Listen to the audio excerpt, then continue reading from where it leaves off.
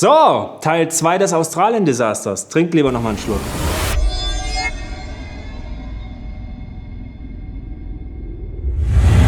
Mini-Zusammenfassung. Wir sind in Australien, Orcas sind gestrandet. Insgesamt sind mittlerweile 3 Tiere gestorben. Ein großer Teil der Gruppe konnte gerettet werden, hat überlebt. Wir haben 9 Tiere, 9 bis 11 Tiere, die draußen irgendwo rumflottieren, nicht wissen, was sie machen sollen. Und es geht jetzt darum, die Beweise zu sichern, die Tiere zu obduzieren, herauszufinden, was ist hier wirklich passiert, aber auch noch im Blick zu behalten, was ist mit den Überlebenden und wie kriegen wir die am Ende wirklich noch gerettet und wie halten wir uns SeaWorld vom Leib. Und das seht ihr jetzt.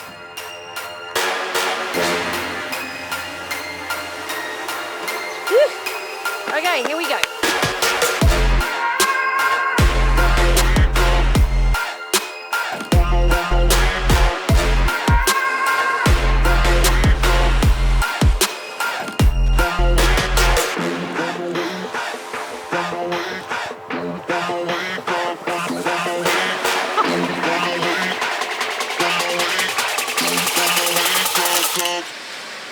So you can see the skin of the tongue here. Das war so eine ekelhafte Arbeit. Alter Schwede. Also ich habe ja schon viele Tiere auseinandergeschnitten, aber so ein Wal, das hat was für sich. Hold it. Just hold.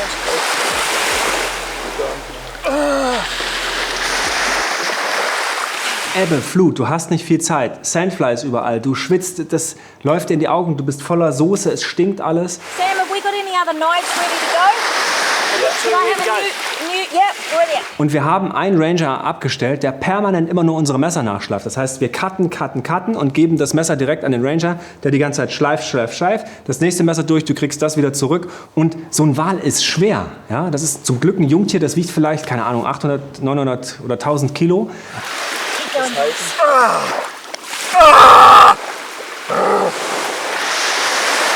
Aber du musst die Knochen trotzdem komplett entfleischen, weil du sonst gar nicht anheben kannst. Und das ist eine Menge Arbeit. Oh yeah.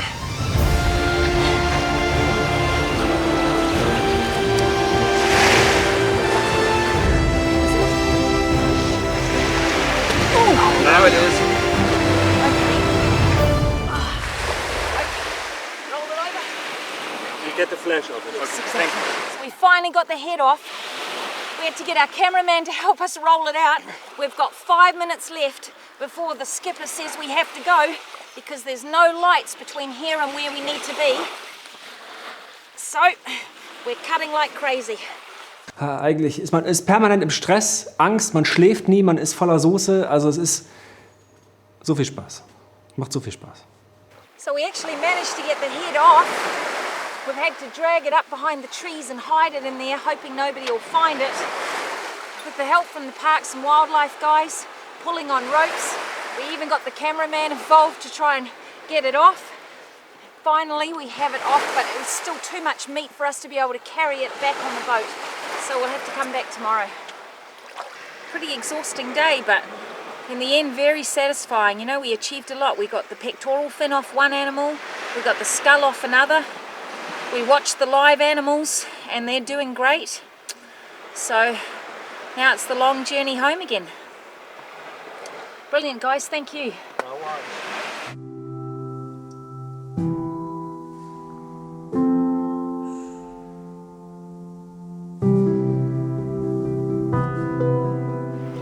Long day, but so worth it. I must look like hell. Yes, you do. Nasty, and I stink of dead whale. Ugh.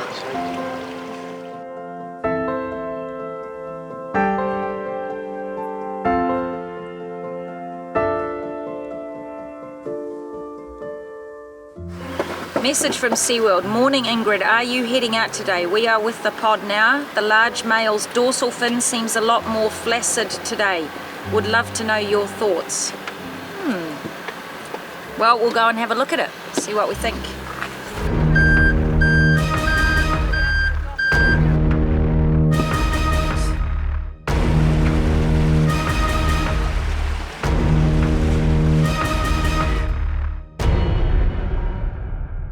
Und natürlich SeaWorld mal wieder ultra besorgt, weil bei einem Orca langsam die Flosse so ein bisschen in eine Richtung sich neigt, bei einem Semi-Adult Male, einem sogenannten Sam, also einem fast ausgewachsenen Männchen. So if you look at adult males in the wild, their dorsal fin is very straight. When you look at them in captivity, every single adult male in captivity, the dorsal fin is collapsed. In the wild, there's no females that I know of with collapsed dorsal fins. There are a couple of females that have quite wobbly dorsal fins, but none that the fins have collapsed. Yeah. Das ist so, wenn die dehydriert sind, wenig gefressen haben und so, kann das schon mal so ein bisschen sich biegen. Kennt man vom Menschen auch. Nice. Nice driving, Sam. So we'll come just a little bit to port and run parallel with them. That's perfect. In Captivity, also in Gefangenschaft, sind alle männlichen Orcas mit einer kollabierten Flosse. Jeder männliche. Auch einige weibliche. Und in der freien Natur sind mir mittlerweile nur 3 Fälle bekannt von 50.000 Orcas, wo es eine umgebogene Rückenflosse gibt. 2 davon Männchen, 1 Weibchen. Also das gibt es halt nur in Gefangenschaft oder wenn es Orcas eben extrem schlecht geht bei Strandungsereignissen, wenn sie krank sind und so weiter. Und es wirkt echt so, als ob diese SeaWorld-Leute einfach zero Plan von Orcas haben. Das ist unfassbar. Aber wie Ingrid sagen würde, I have no time for the absolute bullshit that comes out of the mouth of SeaWorld.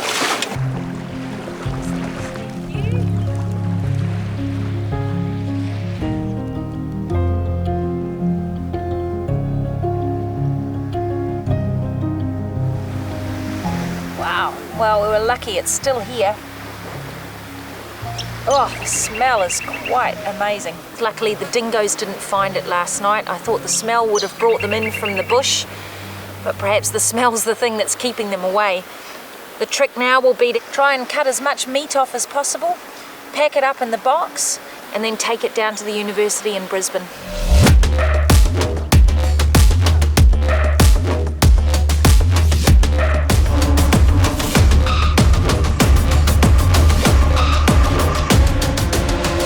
Oh, that's nice. So right here you can see the ear bones or the tympanic bullae. And these bones are the heaviest bones for their size of any animal in the world. All of the cetaceans have them, and you can tell each species from the shape of the tympanic bullae. And here we have the ear bone, very, very heavy, very solid. And it sits against this part here, sits against the skull. So the sound is transmitted up the lower jaw and into the ear bone and then into the brain. vermutlich das wichtigste Organ für so ein Waltier oder für jeden Delfin, weil sie sehen ja ihre Umgebung tatsächlich mit dem Ohr. Und man kann anhand von Verletzungen in diesem Bereich des Ohres, des inneren Ohres und so weiter, auch feststellen, also ein Traumata, ist es vielleicht auch durch eine Schalleinwirkung gekommen, zum Beispiel durch hydrodynamische Ereignisse, durch Militär zum Beispiel. Wenn man da Einblutung sieht an dieser Stelle, ist das meistens auf so ein Ereignis zurückzuführen. Und auch das kann ein Grund sein für Wale, dass sie eben stranden. This is the muscle that sits around the blowhole. It looks completely different than this muscle down here, which is connective muscle and controls the melon. But this area here has to be very, very strong so that it can close that blowhole tight. Und das, was Ingrid mit diesem Schädel anfangen möchte, ist, sie möchte ihn in einen CAT-Scan, ein CT stecken und schauen, wie ist die Gehirnstruktur, wie ist die Schädelstruktur im Alter dieses Orcas. Das sind Daten, da kommst du niemals ran. So sad that it died, but at least we're going to be able to get some science from this. This skull will go into the museum, so generations of people will be able to learn from this little animal. Okay, Walter, let's go bag it and take it home. Right.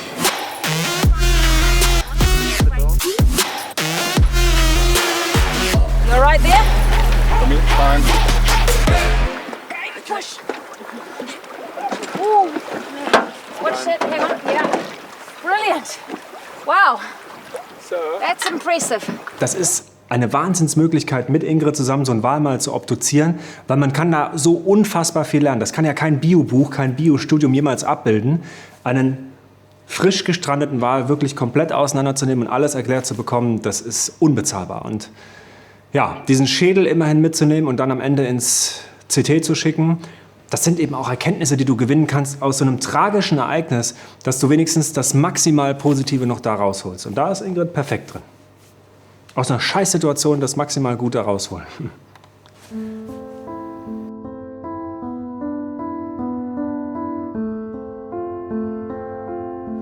And there's only so much time. Also man hat wirklich nur eine gewisse Zeit, die man eben bei so einer Strandung dabei sein kann und mithelfen kann und alles versuchen kann. Ja, wir haben immerhin den Schädel eines Orcas mitgenommen. Wir haben ein paar Knochenstücke. Wir haben die Tiere untersucht, Blutproben, Blubber-Samples genommen, die lebendigen Tiere assessed, also untersucht und entschieden, okay, es geht ihnen soweit ganz gut. SeaWorld ein bisschen auf Abstand gehalten, die Ranger gebrieft, aber der Rückflug geht. Die Zeit ist abgelaufen. Wir müssen zurück nach Neuseeland.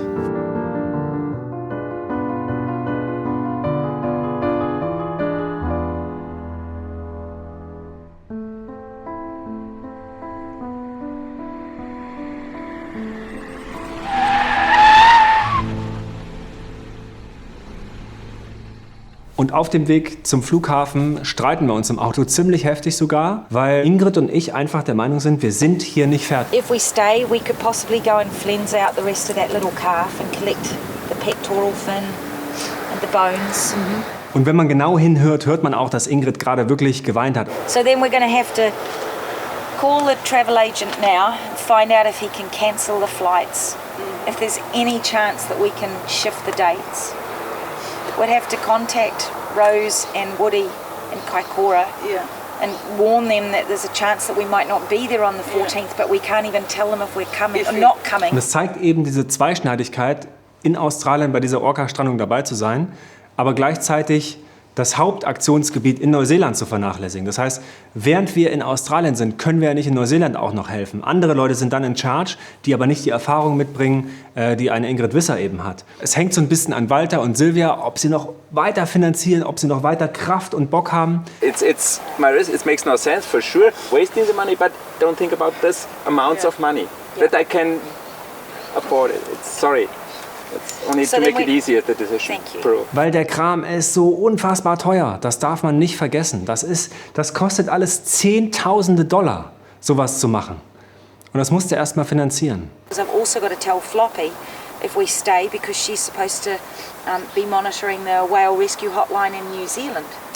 Right? And at the moment, I've been monitoring it, but we keep going out of cell phone coverage. So if anything happens in New Zealand, Yeah. the calls aren't getting through. So, you know, we have to be very responsible about this as well, right? We have to ask Peter That's if he exactly supports why it. I had put it on the list already. Yeah. So I think the smartest thing to do is to call Peter now. Yeah. We talk to Peter, walk him through this idea. Yeah, hey Peter, this is Ingrid Visser calling. We're about half an hour out of Brisbane and we've just had an epiphany. If we decide to turn around and come back up there, would you guys be able to and be interested more to the point in us coming? Because we'd be able to help you if you're interested in us cleansing out the other whale and also monitoring the live animals. We can drop off the trailer in Brisbane, pick up another car and then turn around and come back.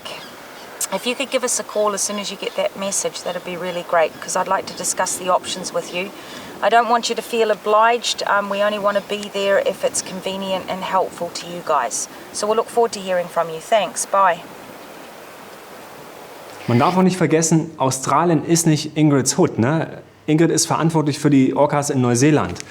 Und manchmal kriegt man eben nicht, was man will. Das ist nun mal so. And if you have to go, have to go.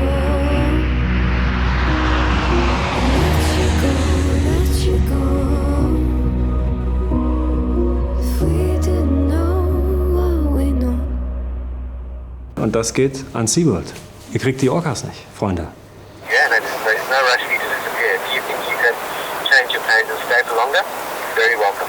Okay, look, fantastic. Well, what we'll try and do then is we'll go and drop the trailer off. We'll spend the rest of today picking up a few bits and pieces like some actual clothes because I'm still wearing the same clothes that I arrived in and some other clothes that we can wear and we can help you cleanse out that little calf and at least remove the skull from that third animal as well if you like. And it'd be great to be able to monitor those live orca a bit too.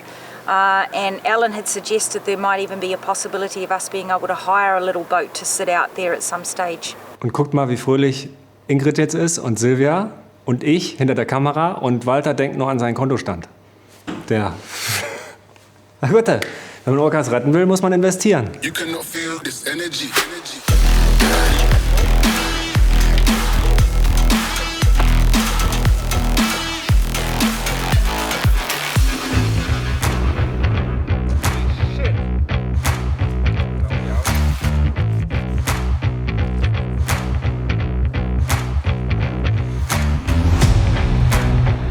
Getting very frustrated with this last piece of blubber. I can't get it cut because the knife is so slippery from all the blood and blubber.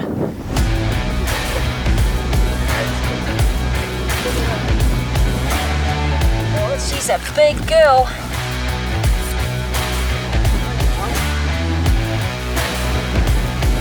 We're nearly there.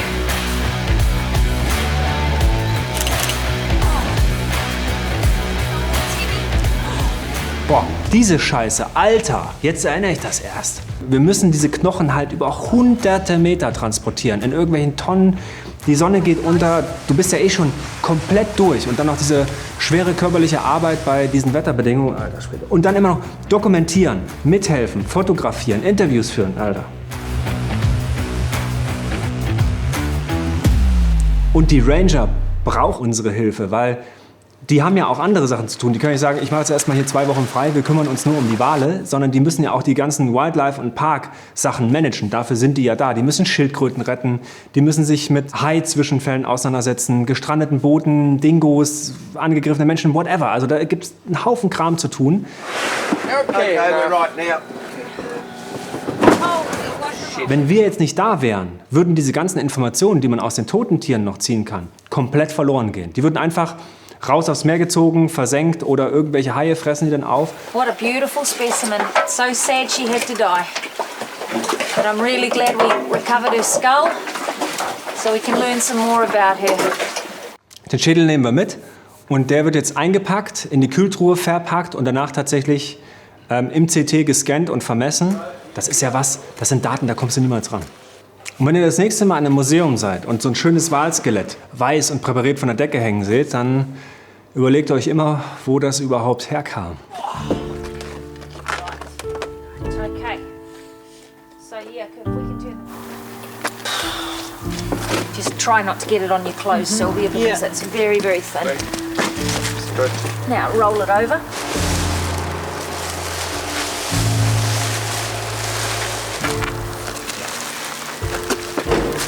Gaff tape on the egg. Use it over if you need it. Okay. It's good. And then can you do up the top now as well? Go up and over. You want to go that way? Yeah, we can do that. Just to hold the plastic in place. Hang on, I'll lift it up. Watch out, Walter. Yeah. Yep, perfect, guys. Well done. All right, lift this over. Yep, perfect.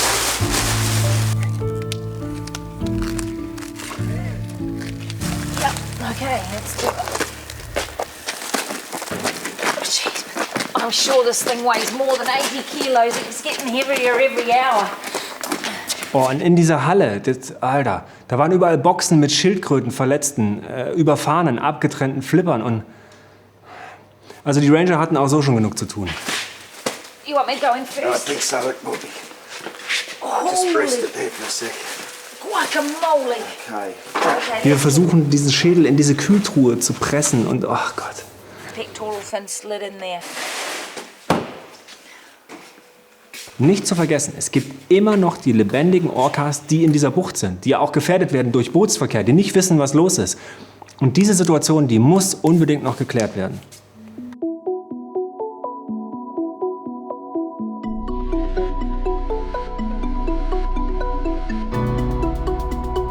Was macht man denn jetzt?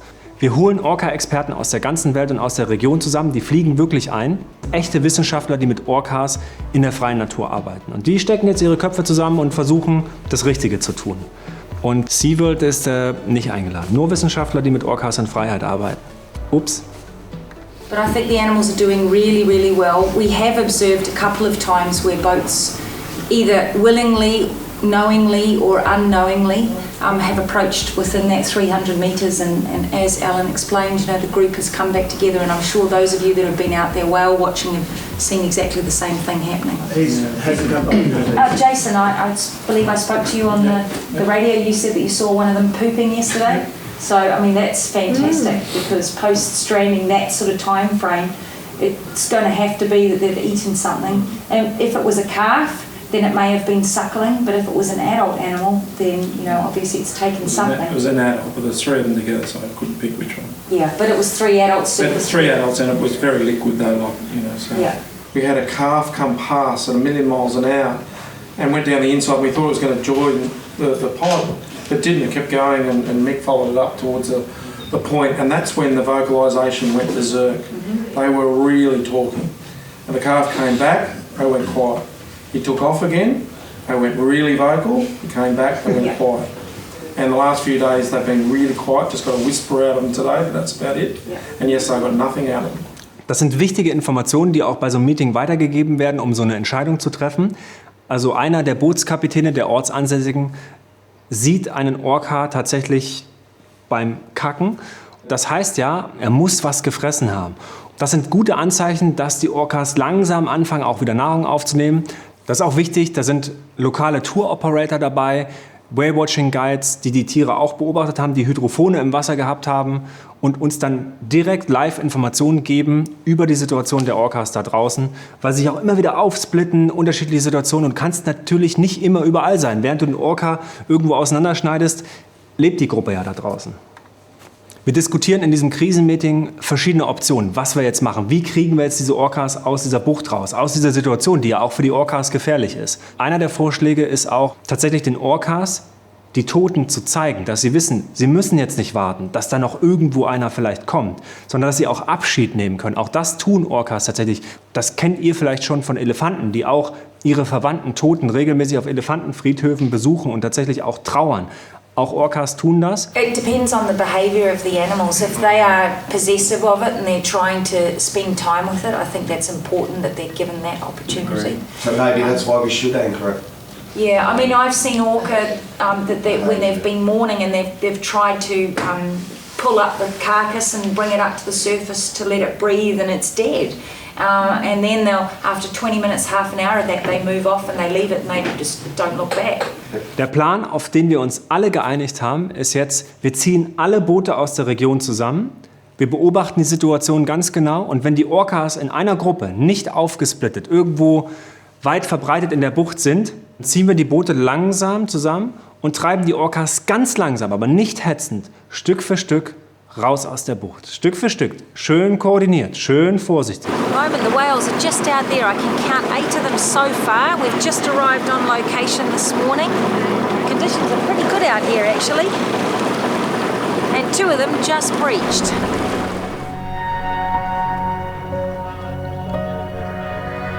This morning. This is day 8 post-stranding, so we want to make sure that they're doing okay. Just to let you know, Jason. Und man sieht die Orcas auch, die gucken, socialisen die ganze Zeit. Sie haben auch immer mal wieder gefressen, das hat man immer wieder beobachtet. Also es geht ihnen eigentlich nicht schlecht. Sie müssen eben nur raus aus der Bucht. So this is the furthest north and the furthest west that the animals have been in the 7 days after the stranding. So at the moment the skipper's calling up the other boats and asking them to come up here. And we're going to see if we can build a little bit of a sound barrier and just keep the whales slowly moving in this direction. I just said to Jason to come up behind us, and he said you won't get any argument out of his crew. Nice, so the SeaWorld boat's going to come up and the whale watching boat's going to come up. Yep. Brilliant. Und es ist immer so ein Hin und Her. Manchmal gehen sie ein Stück raus, dann wieder 2 Kilometer in die Bucht rein und denkst, dann geht wieder ein Kalf weg, die Gruppe splittet sich auf. Ein ständiges Hin und Her.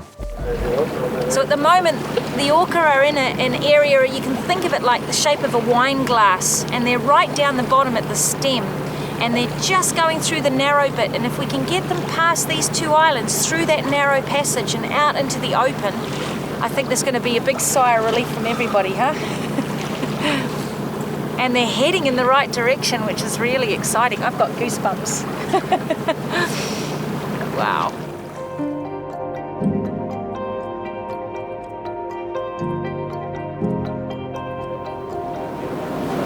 Okay, so at the moment we're trying to move these other boats up. They're going to act as a bit of an acoustic barrier across the narrow entrance here, and hopefully that's just going to be enough to encourage the orca to go out. Und das ganze Spiel dauert dann Stunden, geht über viele, viele Kilometer. Und die Orcas machen natürlich nicht das, was sie sollen, ist ja klar. Immer wieder ein Stück raus, aber dann viel weitere Stücke rein. 1 Kilometer raus, 3 Kilometer zurück. Das alles im Slow-Motion-Modus, immer wieder aufsplitten. Der Plan scheint nicht zu funktionieren. Und es ist wirklich das schlechteste Gebiet, was sie sich hätten aussuchen können. Überall flache Sandbänke. Es wird auch immer wieder eng. The animals are what, about here? Just up in front of us by about 500, 600 metres. Yeah. And so they're just turning slightly. But that's okay, isn't it? That's fine, and we've got This is all deep water. deeper We've got deep water all the way through there. Yeah, but this is shallow right here, That's a right? shallow bank, but it's Yes. well on the other side of there. And Und dann kommt der Moment, wo sie immer ein Stückchen weiter, noch ein Stückchen und noch ein Stückchen weiter aus der Bucht rausgehen und es wirklich so aussieht, als ob unser Plan aufgeht. Holy shit, if this is actually it, and they go out. is that Bikini or Bikini? Bravo or Delta over? Wow. Delta. Oh no, that doesn't work, because all tears are getting stuck in there. Micah, are you crying as well? Yes. But I'm not taking my glasses off. Oh, holy shit. Oh. That was nice, huh? Yeah, coming there now, Mick. Do you want me to the north or the south? More to the south of you? Happy to be in the line? No, we're still happy to be in the line. Und wenn du gerade denkst, jetzt ist es wirklich geschafft, drehen die Orcas wieder um und schwimmen Richtung Bucht. Und es ist einfach, es ist zum Verzweifeln tatsächlich. Es ist, ja, eine Sisyphus-Arbeit, die im Nichts endet.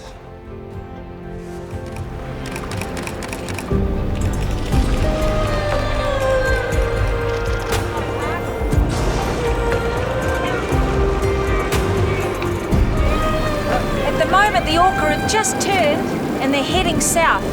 We've got the boats all lined up nicely and they've just skirted around the edge of the boats. Süden ist schlecht. Raus da, Alter.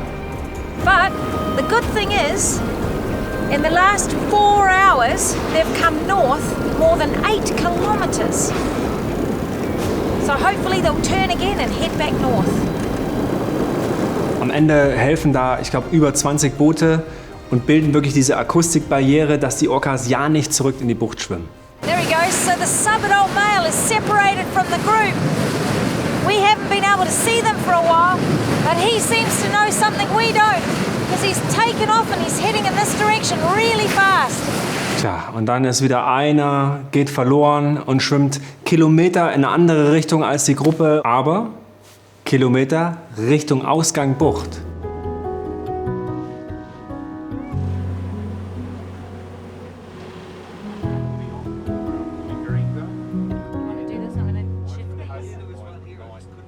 Und die anderen folgen. All right, go, Orca, go. That's better. Okay, so they're Yeah, that's nice. Look, oh wow, look at them all. Nice. the way they're heading inward, Yeah, it looks like they're gonna. yeah. Es geht Richtung offenes Meer. You can just see the orca off in the distance there as they head into the sunset. We've come 16 kilometres today, the furthest north that they've been since they stranded. It's such a relief to see them heading out here.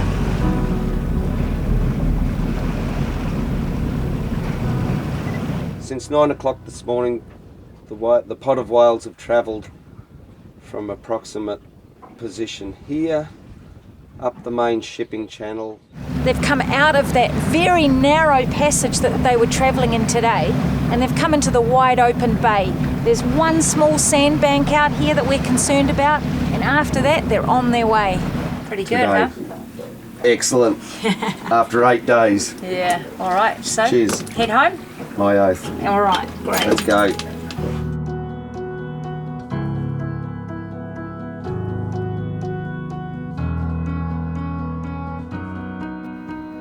Tja, ich würde sagen, das ist ein ziemlich gutes Ende. Die Orcas schwimmen raus ins offene Meer. Wir sehen sie irgendwann nicht mehr. Das Licht geht runter, die Sonne ist weg, es wird dunkel. Aber sie sind Richtung offenes Meer unterwegs. Ich würde sagen, Mission erfüllt nach 8 Tagen.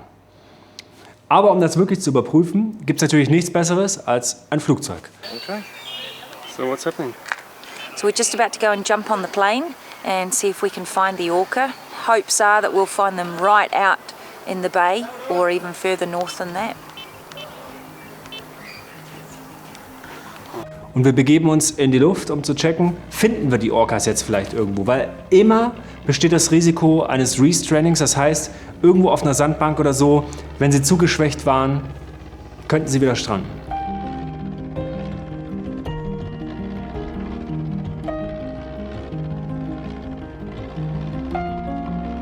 Und im Flugzeug sehe ich auch zum ersten Mal, wie gefährlich dieses Gebiet wirklich ist. Voller Sandbänke, Strömungskanten, wirklich flache Stellen, so Flaschenhalspassagen. Also das ungeeignetste Gebiet für Waltiere tatsächlich auf der ganzen Welt.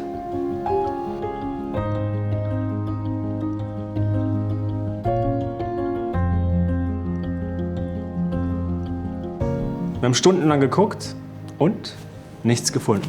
Und das ist das Beste, was hätte passieren können.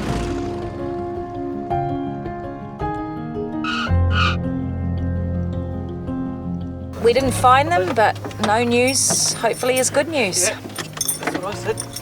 8 Tage unter absoluter Höchstanspannung, ohne Schlaf, ohne richtiges Essen. Immer mit der Gefahr, dass die letzten Überlebenden von der Gruppe dann auch noch irgendwie stranden und sterben oder dass irgendwas schief geht. Die münden dann tatsächlich zum Glück in dieser Situation, dass die Orcas endlich aus der Bucht rausschwimmen und wir sie nicht mehr finden. Und es hätte dann tatsächlich kein besseres Ende geben können.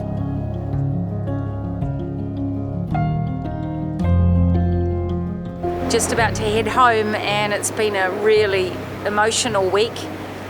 You know, tragically 3 whales died, but amazingly 11 of them made it, and that was such a relief. And it's just going to be good to be going home and knowing that 11 whales are out there doing okay. Ich kann euch das jetzt sagen, 9 Jahre später, die Orcas wurden wieder gesehen. Das heißt, auch die am Strand lagen, die gerettet wurden von den Rangern, haben überlebt. Bis heute. Die gibt es immer noch. Und das ist doch geil. Und das ist doch alles, worum es geht. Das ist das, warum Ingrid Wisser das macht und das ist auch, warum ich das mache. Man muss es immer versuchen. Es ist es immer wert, um diese Tiere zu kämpfen, um unsere Welt zu kämpfen und alles ein Stückchen besser zu machen.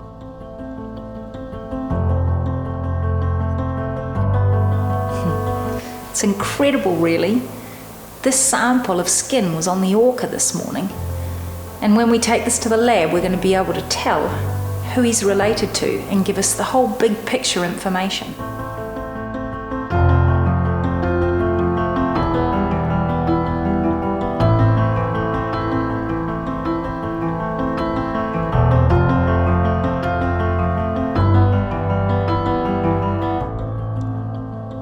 Amazing stuff.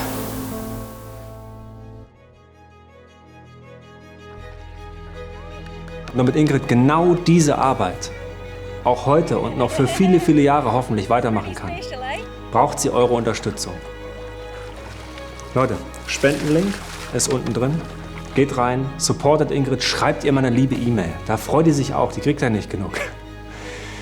Supportet sie auf allen möglichen Wegen und vor allen Dingen supportet die Menschen, die es wirklich verdient haben, die wirklich um unsere Erde und um unsere Flora und Fauna kämpfen. Die kleinen Leute, die es wirklich brauchen. Geht rein, macht selber was, lernt aus diesen Situationen, lernt, dass es manchmal wichtig ist, über die eigenen physischen und psychischen Grenzen hinauszugehen, um unsere Welt zu einem besseren Ort zu machen. Lasst uns um diesen Planeten kämpfen, weil es verdammt nochmal wert ist, dass wir darum kämpfen. Freunde, bis zur nächsten Serie, bis zum nächsten Abenteuer. Robert Mark Lehmann, jetzt an dieser Stelle Ende.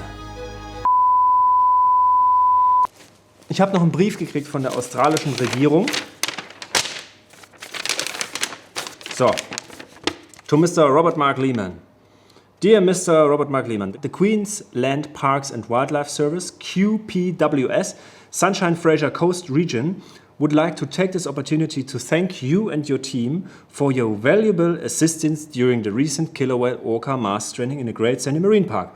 You and your team's participation and support during the event directly contributed towards the successful rescue of 5 whales and the management and well-being of the larger pod of 11 whales while in the marine park. Your advice and contribution towards research and the understanding of orca behavior and ecology during the event is greatly appreciated. The event certainly created significant public, media and research interest. At these times, it is humbling to receive such support and assistance from so many organizations. The community and individuals who come together for a common cause, thank you for your involvement. Should you wish to discuss any element of the event or the outcome further, please call Peter Wright, den damaligen Area Manager. Yours sincerely, Neil Camburn, Executive Director Regional Operation East Queensland Parks and Wildlife Service. Also, ich sage euch eins, dieser Brief, das ist was mir richtig viel bedeutet, dass es am Ende die Auszeichnung irgendwie und die Ehre für all die Arbeit, die man da gemacht hat, dass einem die australische Regierung auch dankt, dass man bei einer Orca-Strandung geholfen hat. Und ich würde das jederzeit wieder tun. Und wie es bei Sea Shepherd auch so schön heißt, würdest du dein Leben für einen Wal geben? Ich würde das immer mit Ja beantworten. Ein Leben für die Wale und die Delfine und die Orcas und alle anderen Tiere, so wie ich.